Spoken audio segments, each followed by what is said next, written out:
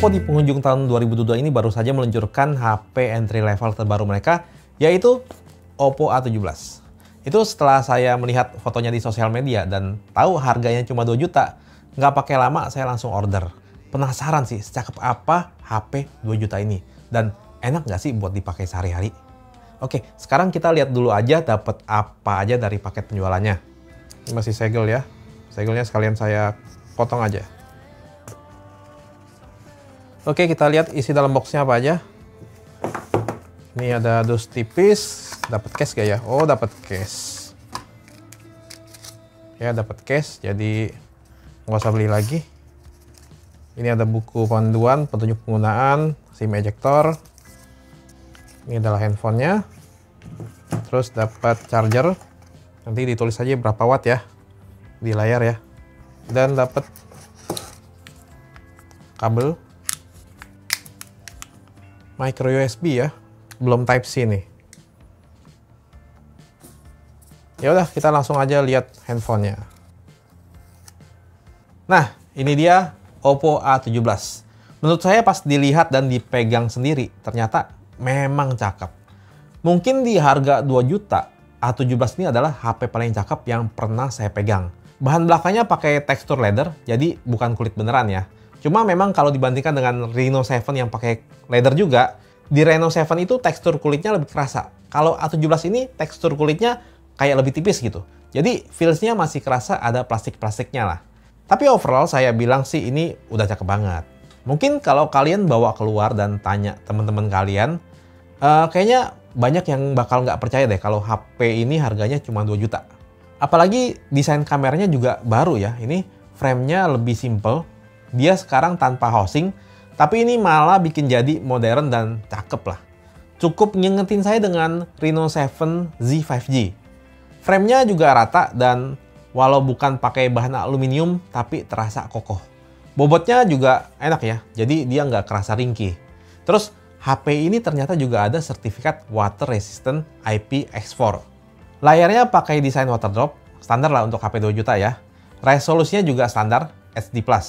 Dan dia memakai panel IPS. Nah, kualitas panel layarnya ini pas saya lihat ternyata bagus di kelasnya. Lebih bagus dibanding HP pesaing di harga yang sama yang kemarin baru keluar juga ya. Warnanya juga nggak pucat. Pas saya cek sih ternyata support color gamut yang lebar juga. Tapi ya refresh rate-nya masih standar 60Hz saja. Oppo A17 ini memakai Helio G35 sebagai dapur pacunya. Jadi performanya mungkin nggak ngebut-ngebut banget. Tapi buat HP kelas 2 juta masih cukup standar lah. Masih oke-oke aja kalau untuk pemakaian basic. Paling kalau buka web atau aplikasi yang banyak elemen grafis atau fotonya, harus sedikit bersabar aja. Karena pasti masih bakal nemu stutter. Kapasitas RAM HP ini 4 GB dengan storage 64 GB. Buat HP 2 juta menurut saya udah besar. Multitasking dan berpindah-pindah aplikasi lumayan. Mungkin terbantu dengan fitur extended RAM hingga 4 GB dan tipe RAM-nya yang udah LPDDR4X juga. Buat main game, kalau main gamenya game berat, udah pasti bakal kurang ngangkat ya. Tapi kalau mau main game populer seperti Free Fire atau Mobile Legends, udah cukup bisa diandalkan. Menurut saya sih masih enak. Untuk UI, HP ini sudah pakai ColorOS 12. Ke sektor kamera, kamera belakang Oppo A17 memakai setup dual kamera. Kamera utamanya sudah memakai sensor 50 MP. Terus ada kamera depth 2 MP. Kamera selfie-nya beresolusi 5 MP.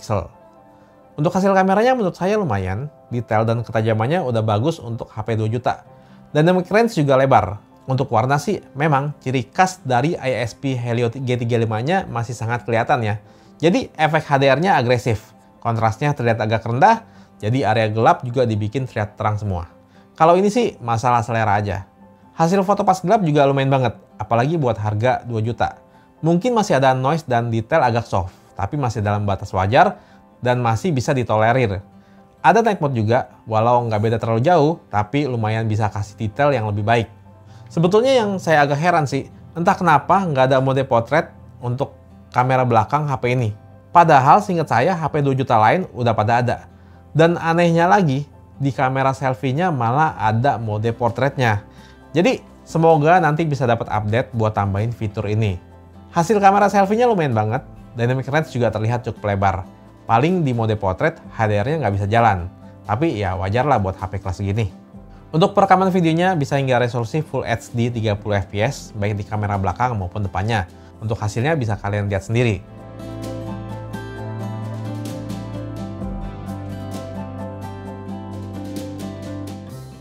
Kapasitas baterai HP ini besar, yaitu 5000 mAh, tapi sayang ya, chargernya masih yang standar 10 watt doang. Jadi nggak support VOOC charging. Sebetulnya menurut saya harga segini belum support VOOC masih oke. Tapi setidaknya kasih yang 15 watt lah. Terus portnya pun masih pakai micro USB.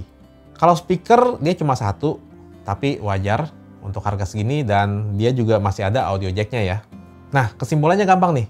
Oppo A17 bisa saya bilang HP 2 juta yang paling cakep dan premium yang pernah saya coba.